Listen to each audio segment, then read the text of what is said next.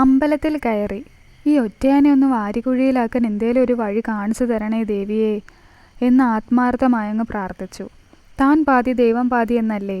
തൊഴുതിറങ്ങിയപ്പോൾ ഒരു മോഹം, ശിവേട്ടനെ ഒന്നുകൂടെ ഒന്ന് കണ്ടാലോ എന്ന്. എന്താ വഴിയെന്ന് ആലോചിച്ച് നടന്നപ്പോഴാ ചങ്ക് രേവുവിൻ്റെ മുഖം തെളിഞ്ഞു വന്നത്.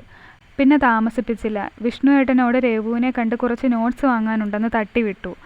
ഏട്ടൻ കൊണ്ടുവിടാ എന്ന് പറഞ്ഞെങ്കിലും ഒരു ഓട്ടോ പിടിച്ച് പൊക്കോളാം എന്ന് പറഞ്ഞ് തടുത്തപ്പി. അപ്പച്ചിയുടെ വീടിൻ്റെ മുറ്റത്ത് ബുള്ളറ്റ് ഇരിക്കുന്നത് കണ്ടപ്പോഴേ മനസ്സിൽ 1000 സൂര്യന്മാർ ഒന്നിച്ചുദിച്ച് വന്നു. അകത്ത് കയറി ചെന്നപ്പോൾ ശിവേട്ടൻ ബ്രേക്ക്ഫാസ്റ്റ് കഴിക്കുകയാണ്. എന്നെ കണ്ടതും മുഖം ദേഷ്യം കൊണ്ട് ചുവന്നു. രണ്ടും കൽപ്പിച്ച് നിൽക്കുന്ന നമുക്കെന്ത് പേടിക്കാൻ. അതുകൊണ്ട് ഞാനത് മൈൻഡ് ചെയ്തില്ല. അതുമാത്രമല്ല, നമ്മളങ്ങനെ പ്രേമപൂർവ്വമുള്ള നോട്ടം പ്രതീക്ഷിച്ച് വന്നതൊന്നും അല്ലല്ലോ നിരാശപ്പെടാൻ. അപ്പച്ചിയുടെ മുഖവും വിളറിയിരിപ്പുണ്ട്. കാര്യം വേറൊന്നുമല്ല, ശിവേട്ടൻ വല്ലതും വിളിച്ചു പറഞ്ഞാലോ എന്ന് ഓർത്താണ്. അപ്പച്ചി ഓടി വന്ന് എൻ്റെ തോളിൽ പിടിച്ച് ചേർത്ത് നിർത്തി. എന്താ കുട്ടി ഈ വഴിയൊക്കെ? ചുമ്മാ ഇതുവഴി പോകേണ്ട ഒരു ആവശ്യമുണ്ടായിരുന്നു. അപ്പോൾ കയറിയെന്നേ ഉള്ളൂ. അതും പറഞ്ഞിട്ട് ഞാനൊരാളെ ഇടം കണ്ണിട്ട് നോക്കി. എവിടെ? തീറ്റ തന്നെ തീറ്റ. മോൾ ആഹാരം കഴിച്ചതാണോ? ഞാൻ ഇല്ല എന്ന് തലയാട്ടി. അപ്പച്ചി എന്നെ അവിടെ ഒരു കസേരയിൽ ഇരുത്തിയതും വിളറി പിടിച്ച പോലെ ഒരാൾ എഴുന്നേറ്റ് പോകുന്നത് കണ്ടു. സത്യം പറഞ്ഞാൽ 2 ഡയലോഗ് ഞാൻ ആ സീനിൽ പ്രതീക്ഷിച്ചതാ. ഉണ്ടായില്ല. മുറിയിലെ വാതിൽ വലിച്ചടയ്ക്കുന്ന ശബ്ദം കേട്ടു. മോൾക്ക് വിഷമമായോ? അപ്പച്ചി ചോദിച്ചു. എന്തിന്? അല്ല, അത് പിന്നെ മോൾക്കറിയാലോ ശിവൻ്റെ പ്രകൃതം പണ്ടേ ഇങ്ങനാ. ഓ, അതൊന്നും സാരമില്ല അപ്പച്ചി. അതും പറഞ്ഞ് ഞാൻ ആഹാരം കഴിക്കാനിരുന്നു. ഇറങ്ങുന്നു എന്നൊരു കടുപ്പിച്ച ശബ്ദം കേട്ടു. ഒപ്പം ബുള്ളറ്റ് സ്റ്റാർട്ടാവുന്നതും കേട്ടു. ഞാൻ നോക്കുമ്പോൾ അപ്പച്ചിയുടെ മുഖത്ത് ഒരു ആശ്വാസം കണ്ടു. പാവം, ഇത്രയും നേരം ടെൻഷൻ അടിച്ചിരിക്കുകയായിരുന്നിരിക്കണം. പിന്നെ ചർച്ചയായി, തമാശകളായി. ശിവേട്ടനെക്കുറിച്ച് കൂടുതൽ അറിയണമെന്നുള്ള ഗൂഢലക്ഷ്യവും ഏറെക്കുറെ നിറവേറി എന്ന് പറയാം. PG കഴിഞ്ഞതാണ്. പിന്നെ എന്തൊക്കെയോ പഠിച്ചിട്ടുണ്ട്. എന്താണെന്ന് അപ്പച്ചിക്ക് വലിയ പിടിയില്ല.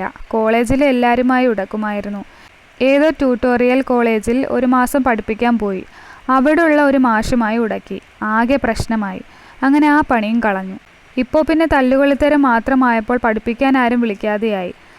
ചിലപ്പോഴൊക്കെ ഓട്ടോ ഓടിക്കാൻ പോകും, ചുമടുപണിക്ക് പോകും, കെട്ടിടം പണിക്ക് പോകും. അങ്ങനെ എവിടെയായാലും മദ്യപിച്ച് ഉടക്കുണ്ടാകും, പിണങ്ങും. ഇതാണ് സ്ഥിതി. വീട്ടിലേക്ക് നടക്കുമ്പോഴും ചിന്ത ഒറ്റയാനെക്കുറിച്ചായിരുന്നു. ഞങ്ങളുടെ കുടുംബം അപ്പച്ചെ ഒറ്റപ്പെടുത്താതിരുന്നെങ്കിൽ ഒരുപക്ഷെ അയാൾ ഇങ്ങനെയൊന്നും ആവില്ലായിരുന്നു എന്ന് തോന്നി. പക്ഷെ അച്ഛനെ പ്രതിസ്ഥാനത്ത് നിർത്താനും തോന്നുന്നില്ല. അച്ഛൻ്റെ സ്ഥാനത്ത് ആരായാലും അതേ ചെയ്യൂ. ഓരോന്നാലോചിച്ച് വീടെത്തിയത് അറിഞ്ഞില്ല. അച്ഛൻ ഓഫീസിലേക്ക് പോകാൻ നിൽക്കുകയായിരുന്നു. എന്നെ കണ്ടതും രേവു വിളിച്ചു എന്ന് പറഞ്ഞു. ഞാൻ തകർന്നു പോയി. അപ്പോഴാ അച്ഛൻ്റെ അടുത്ത ഡയലോഗ്. മോൾ എവിടെ എത്തിയെന്ന് ചോദിച്ചു. ഏതോ നോട്ട്സ് മോൾ അവിടെ വെച്ച് മറന്നു. അവളത് ഉച്ചയ്ക്ക് ഇവിടെ കൊണ്ടുവരാമെന്ന് പറഞ്ഞു. ഹോ, രേവു, നീയാടി യഥാർത്ഥ ചങ്ക്. 1000 പ്രാവശ്യം ഞാൻ മനസ്സിൽ അവളെ കെട്ടിപ്പിടിച്ചു. പിന്നെ ഉച്ചയാവാനുള്ള കാത്തിരിപ്പായിരുന്നു. TV കണ്ടും അമ്മയുടെ പിന്നാലെ നടന്നും എങ്ങനെയെങ്കിലും ഉച്ചയാക്കി എടുത്തു. രേവു വന്നതും എന്നെയും പിടിച്ചു വലിച്ച് റൂമിലേക്ക് പോയി വാതിലടച്ചു. സത്യം പറ, എവിടെയായിരുന്നു നീ ഇതുവരെ? ഞാൻ തല കുനിച്ച് നിന്നു. പറയടി. അവൾ എൻ്റെ ചുമലിൽ പിടിച്ച് കുലുക്കി. അപ്പച്ചിയുടെ വീട്ടിൽ. എന്താ? ആ ഒറ്റയാൻ്റെ വീട്ടിലോ? ഞാൻ നോക്കുമ്പോൾ അവളുടെ ഉണ്ടക്കണ്ണ് രണ്ടും ഇപ്പോൾ ഊരി വീഴുമെന്ന മട്ടിൽ തള്ളി നിൽക്കുന്നു. ഭദ്രേ, നീ ഇതെന്ത് ഭാവിച്ചാണ്? നീ അയാളോട് പ്രതികാരം ചെയ്യാൻ ഇറങ്ങിയതാണോ? എന്ത് പ്രതികാരം? എനിക്ക് അയാളോട് പ്രതികാരമൊന്നുമില്ല. പിന്നെ പ്രേമമാണോ? വിശ്വാസമാകാതെ അവൾ എന്നെ നോക്കി. നിനക്കെന്താ ഭ്രാന്തുണ്ടോ? അവളത് ചോദിച്ചതും ഞാൻ അവളുടെ കയ്യിൽ കയറി പിടിച്ചു. പ്ലീസ് ഡി, നീ എൻ്റെ കൂടെ നിൽക്കണം. വേറെ ആരും എന്നെ സഹായിക്കാനില്ല. എന്നിട്ടും അവളുടെ അമ്പരപ്പ് മാറിയില്ല. ഒടുവിൽ ഞാൻ അവളോട് അപ്പച്ചി ഒറ്റയാനെക്കുറിച്ച് പറഞ്ഞതെല്ലാം പറഞ്ഞു. കേട്ടപ്പോൾ അവളുടെ മനസ്സും കുറച്ചലിഞ്ഞു. ശരി, ഞാൻ സമ്മതിച്ചു. നിനക്ക് അയാളോട് പ്രേമമാണ്. പക്ഷെ അയാൾക്ക് തിരിച്ച് നിന്നോടുണ്ടോ? ഇല്ല. അതാണ്. ഇനി ഉണ്ടാവാനും പോണില്ല. എടി മണ്ടി, അയാൾക്ക് നിന്റെ കുടുംബത്തോട് ഒടുങ്ങാത്ത പകയാണ്. പ്രേമമൊന്നും പറഞ്ഞ് ചെന്നാലുണ്ടല്ലോ, അയാൾ വാരിയെടുത്ത് ഭിത്തിയിലടിക്കും. അതൊക്കെ ശരി തന്നെ എന്ന് വെച്ച് ഞാൻ പിന്മാറാനൊന്നും പോണില്ല. അതും പോട്ടെ, ഇക്കാര്യം നിന്റെ അച്ഛനറിഞ്ഞാലോ?